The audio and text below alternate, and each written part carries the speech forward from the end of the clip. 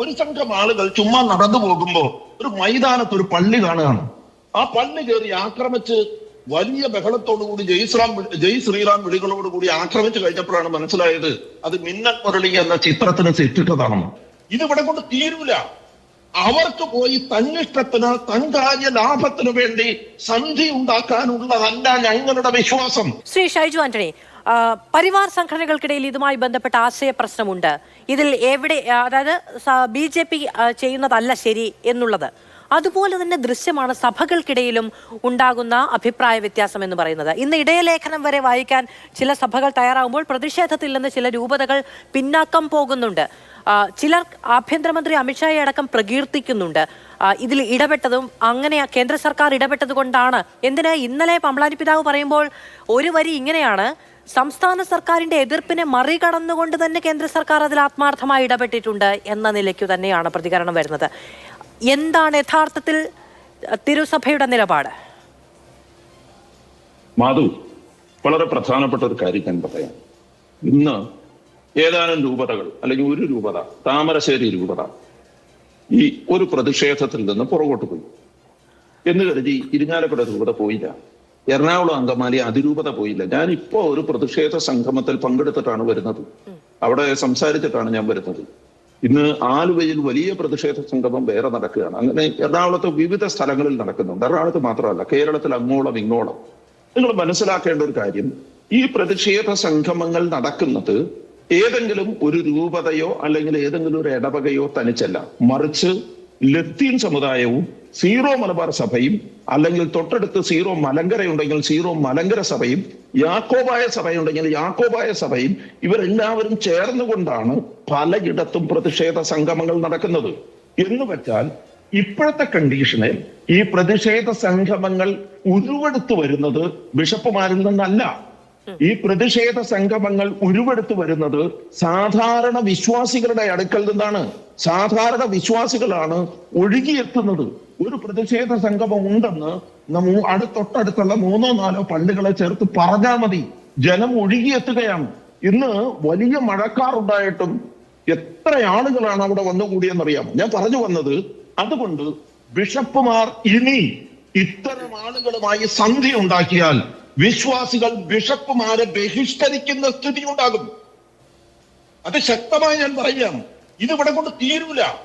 അവർക്ക് പോയി തന്നിഷ്ടത്തിന് തൻകാര്യ ലാഭത്തിനു വേണ്ടി സന്ധി ഉണ്ടാക്കാനുള്ളതല്ല ഞങ്ങളുടെ വിശ്വാസം എന്ന് ഉറക്കെ പറയാനുള്ള കപ്പാസിറ്റി ഇന്നിവിടുത്തെ വിശ്വാസികൾ കൊണ്ടെന്നേ. പക്ഷെ ശ്രീ ഷൈജു ആന്റണി, ആത്യന്തികമായി ഇപ്പോ സഭാ നേതൃത്വം പറയുന്നതിനോട് കെട്ടുപാട്ട് നിൽക്കുന്നതാണ് വിശ്വാസികളുടെ രീതി എന്ന് പറയുന്നത്. അവർക്ക് മധ്യസ്ഥം വഹിക്കുന്നത് ഈ പുരോഹിതർ തന്നെയാണ്. അപ്പൊ ആ നിലയ്ക്ക് ഉള്ള കാര്യങ്ങൾ ഇപ്പൊ ഈ ഇടയലേഖനം എതിർത്ത് വായിക്കുന്നവർക്ക് തന്നെ പിന്നീടാണെങ്കിലും മാറ്റമുണ്ടായാൽ തിരഞ്ഞെടുപ്പ് അടുത്ത വേളയിൽ അത് ഒന്ന് മെയിൻറ്റെയിൻ ചെയ്യാൻ കഴിയുമെന്നൊരു വിശ്വാസം BJPക്ക് ഉണ്ടാവില്ലേ? BJPക്ക് എങ്ങനെ ഒരു വിശ്വാസം ഉണ്ടാവും? പക്ഷെ ഇപ്പോഴത്തെ കണ്ടീഷനിലുള്ള ഒരു പ്രശ്നം എന്താണെന്ന് അറിയാം. നിങ്ങൾ ആലോചിച്ച് നോക്കണം. പാമ്പ്ളാനി ഇനി ജാമ്യം കിട്ടിയത് കൊണ്ട് ഇനി ഇത്തരം പ്രതിഷേധങ്ങൾക്ക് അർത്ഥമില്ല എന്ന് കഴിഞ്ഞ ദിവസം പ്രസ്താവിച്ചു. ഇന്ന് നിങ്ങൾ ആലോചിച്ച് നോക്കും, ഇന്ന് ഇവിടെ എറണാകുളത്ത് പലയിടത്തും പ്രതിഷേധങ്ങൾ നടന്നു. എറണാകുളത്ത് ഞങ്ങളുടെ മെത്രാപ്പൊലീത്തൻ വികാരി കൂടിയാണ്. ഇന്ന് എറണാകുളത്ത് പലയിടത്തും പ്രതിഷേധങ്ങൾ നടന്നു. ഈ പ്രതിഷേധങ്ങളിലെല്ലാം അതാത് ഇടവകകളുടെ വികാരിമാരുണ്ടായിരുന്നു. ഈ പ്രതിഷേധങ്ങളിലെല്ലാം ലത്തീൻ സഭകളിലെ ആളുകളുണ്ടായിരുന്നു. ഈ പ്രതിഷേധങ്ങളിലെല്ലാം മറ്റ് സഭകളിലെ ആളുകളുണ്ടായിരുന്നു. അവർ വിചാരിച്ചിട്ട് പിടിച്ചു നിർത്താൻ പറ്റിയോ? നടന്നില്ല, നടക്കില്ല. കാരണം ഇന്നത്തെ സാധാരണ വിശ്വാസികൾക്ക് ഛത്തീസ്ഗഡും കേരളവും തമ്മിലുള്ള അകലം കുറഞ്ഞു വരുന്നതായി തോന്നിത്തുടങ്ങിയിരിക്കുന്നു. നിങ്ങൾ ആലോചിച്ച് നോക്കണം, ഇവരുടെ മനസ്സിലിരിപ്പ് എന്താണ്? അതായത് ഒരു സംഘം ആളുകൾ ചുമ്മാ നടന്നു പോകുമ്പോ ഒരു മൈതാനത്ത് ഒരു പള്ളി കാണുകയാണ്.